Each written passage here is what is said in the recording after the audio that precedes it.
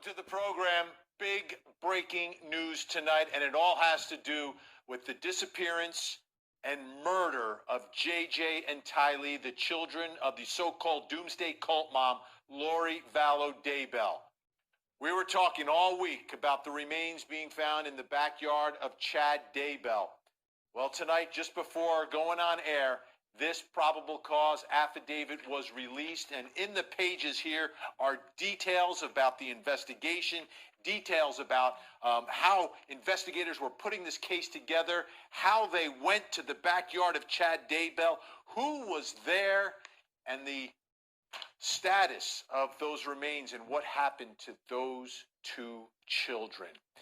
Ted Rollins, Court TV anchor, joins me right now. And Ted, I was getting ready for the show. I know you got your hands on this. You've been reading through each and every page. Where do you want to start? Well, I tell you, it's heartbreaking, Vinny. You read the details, and first of all, Alex Cox comes out to the forefront. He's the person that it appears investigators believe was the family hitman. We've been talking about this from the beginning, but let's start at the end where you just picked up in the horrible details of the remains. This is from the search warrant, of course, the recent search warrant on Chad Daybell's property. Two remains were found. One set of remains were found first in a plastic bag, brown hair, appears to be JJ's remains. And then in another area of the backyard, you find body parts. And those body parts, according to this affidavit, were burned. And that presumably is what prosecutors were talking about during that hearing of Chad Daybell, talking about the condition of one of the bodies. And we presume that was the remains of Tylee. Let's go back. And this really does, it spells out what investigators were doing. And the key piece of evidence, now we know, is Alex Cox's cell phone. They were able to trace his movement, starting back to where Tylee was last seen on September 9th at Yellowstone Park. Alex Cox is there. He's there on September 8th. September 9th, he now shows up at Lori's apartment at 2:42 in the morning, stays until 3:37. Later that morning, where is he? He's at Chad Daybell's property. Later at 9:21, Alex Cox goes from Yellowstone, where it is believed that that's where Tylee was last seen. 2 in the morning, he's at Lori's house, and then boom, he's at Chad's property at 9:21 in the morning. Then an interesting twist here, a text messages between Chad Daybell and his wife, Tammy. Keep in mind, Tammy Daybell is now alive and well when all this is happening. And they have a text thread, a conversation going between Tammy and Chad. And Chad, basically, he says, well, I've had an interesting morning. I thought I should burn all of the limb debris by the fire pit before it got soaked by the coming storms. While I did so, I spotted a big raccoon along the fence. I hurried and got my gun. And he was still walking along. I got close enough. One shot did the trick. He is now in our pet cemetery. Fun times. Chad to Tammy. Gonna shower now and head over to do some writing at BYU. Love you. Then Tammy at 2:46 p.m., about 3 hours later, says, good for you. And then Chad replies, I'm back home now. This is fascinating because it brings into the idea that Tammy Daybell is lurking around here. Well, this doesn't show that she has any knowledge of this, but it shows that Chad is trying to make some sort of excuse of why he is digging in the backyard because he's burying this raccoon. Well, raccoons are nocturnal, as is pointed out in this affidavit. They don't buy it. They believe that that may have been Tylee's remains being buried. Then you move on to JJ, and this is just heartbreaking.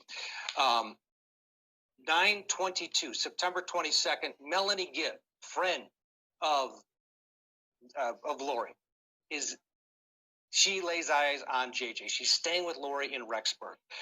The next morning, she wakes up and says, where's JJ?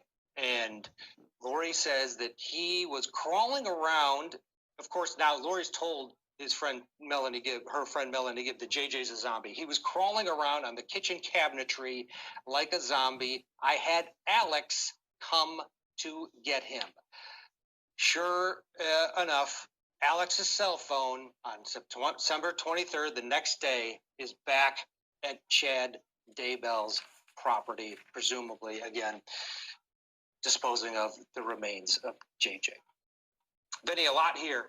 We're getting a much bigger picture, and we're getting the details.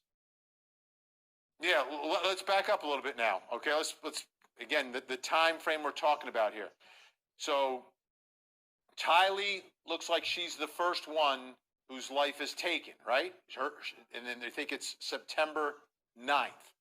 Does it appear from your reading of this, putting the pieces together, that she may have been killed at Yellowstone? Possibly, yes. Or on the way, or possibly the decision was made at Yellowstone, and maybe she was killed in Lori's home at 2 a.m. That could have been the scenario. The bottom line is Alex Cox is at Lori's house, her condo, apartment / place that she's living in Rexburg, at 2 in the morning, 2:40 in the morning till 3:30, and investigators point out he's not there during those overnight hours. And the other times, it just so happens he's there that morning, and then, of course, he's at Chad Daybell's residence. So whether she was killed at Yellowstone or back at her house, it's unclear. Unclear. Okay, so now her remains are the ones that we believe are burned and charred and scattered. I mean, this almost sounds like a dismemberment, the way it's being described here. Absolutely. Yeah. Oh, absolutely. It's a dismemberment. By the way it's described, these are human body parts in different areas and charred. So dismembered, burned, and then buried in different locations, scattered, if you will.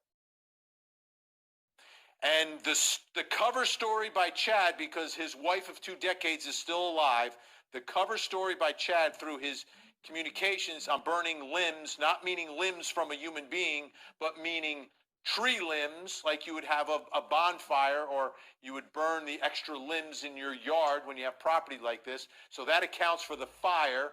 And then he's digging a hole, and I guess that's to bury the bones in their pet cemetery.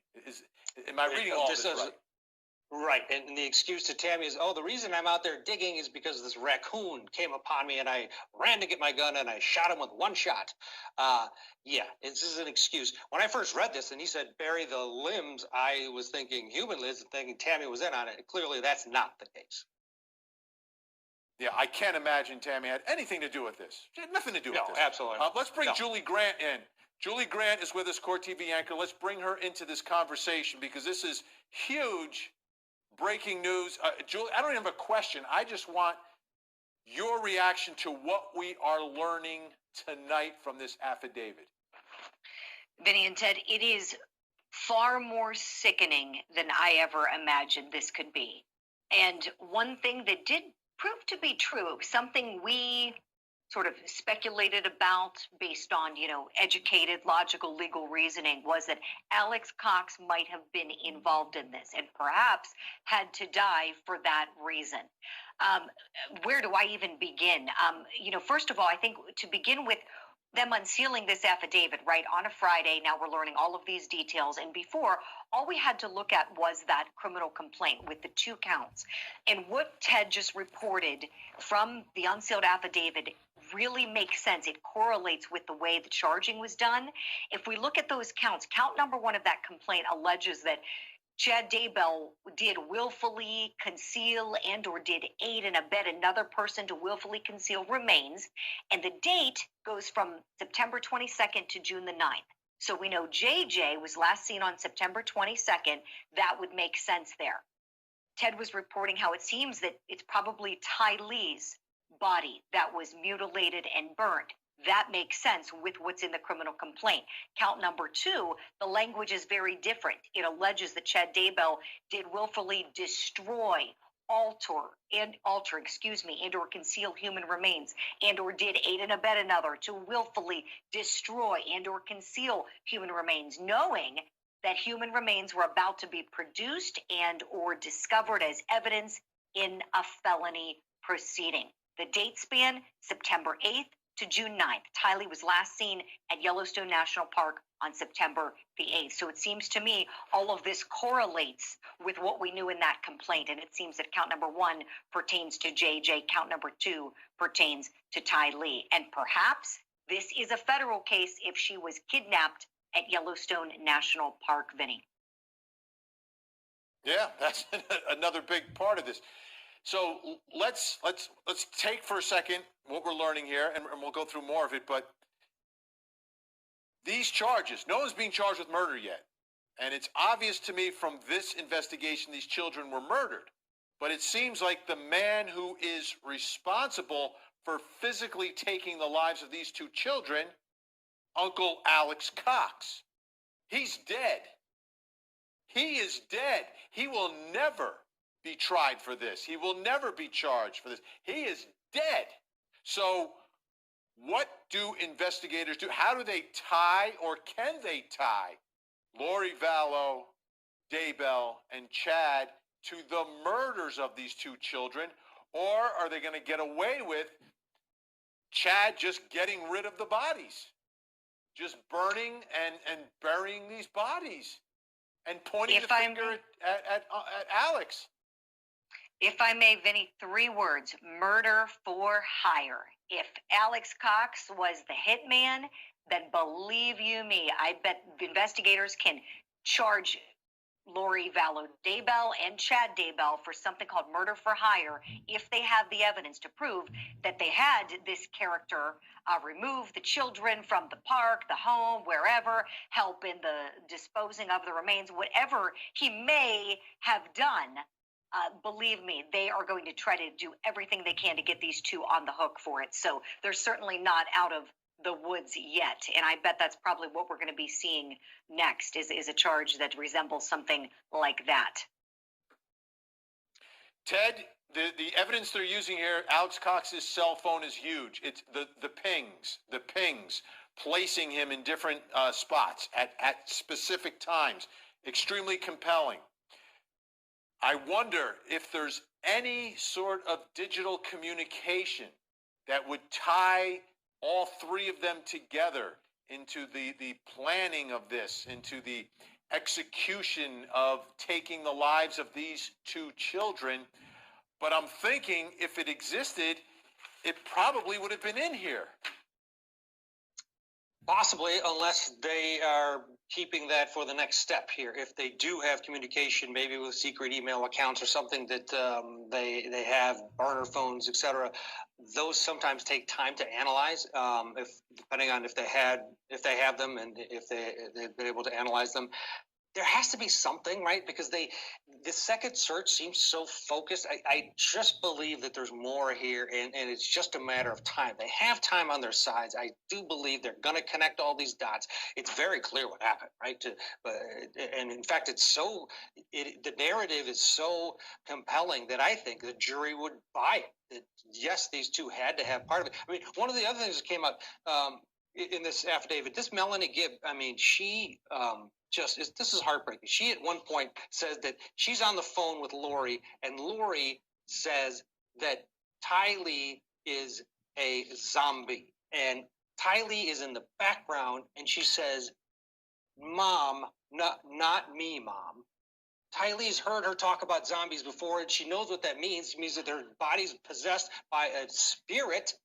She says this with her child in the room, and Melanie Gibb then reports that to the authorities. Just imagine the fear that, especially Tylee, I don't know what JJ was picking up on. Imagine the fear that Tylee was living in the last months of her life. Yeah, because she's around her mom all the time. She knows what's going on. She knows. And, and ultimately, she knows too much. She knows too much. Melanie Gibb now seemingly maybe the one that can tie all of this together for prosecutors. But wow. All right, folks, we've got... Again, the big breaking news tonight, the probable cause affidavit used to arrest Chad Daybell clearly implicates Alex Cox. Alex Cox, we know, is a killer already, right? We know that he killed Charles Vallow.